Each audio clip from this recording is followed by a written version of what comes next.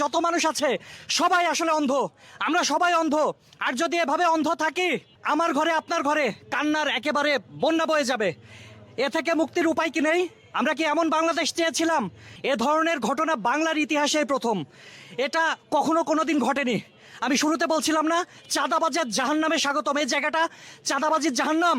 এই বাংলাদেশ কি জাহান্নামে পরিণত হয়েছে, মগের মুল্লুক হয়েছে? মানে চাঁদা দেন ভাই, চাঁদা দেন, আর আপনি দিয়ে দিবেন। মানে আমাদের হাত নাই, আমাদের প্রতিবাদ করার ভাষা নাই। এগুলা কি? আজ থেকে বাংলার যে প্রান্তে আনাচে কানাচে জনগণ যদি সোচ্চার হতো, তাহলে এ ধরনের ঘটনা ঘটতো না। যাই হোক, যে ব্যক্তি দুনিয়া ছেড়ে চলে গেছে, তার 14 বছরের কন্যা, তারপরে হচ্ছে চতুর্থ শ্রেণীতে পড়ুয়া একটা ছেলে, এখন তাদের কি হবে আমরা জানি না। 2 দিন পরে পুরো জাতি এটা ভুলে যাবে, তারপরে নতুন ইস্যু আসবে, নতুন ইস্যুর তলে এগুলো চাপা পড়ে যাবে। এর বিচার কখনো হবে? আমরা বিশ্বজিৎকে দেখেছিলাম সেই সময়, সেটাকেও হার মানিয়েছে। এই ঘটনাটা ঘটলো কিবারে? বুধবারে। আমরা জানলাম কিবারে? শুক্রবারে। 2 দিন পরে আমরা জানলাম। এটা চাপা পড়ে থাকলো কেন?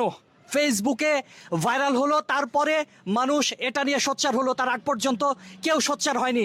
আশেপাশে অসংখ্য মানুষের সাথে কথা বলেছি, কেউ দেখে নাই।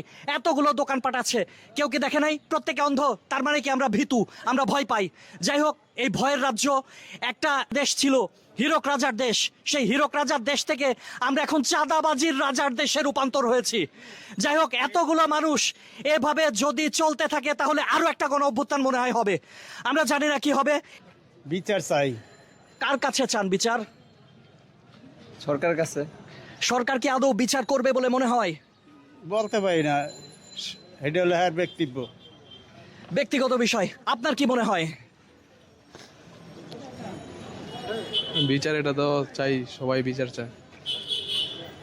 সবাই বিচার চায়, আপনিও বিচার চান, পার্থ বিচার চাই না। কিন্তু কেউ কি দেখেছেন?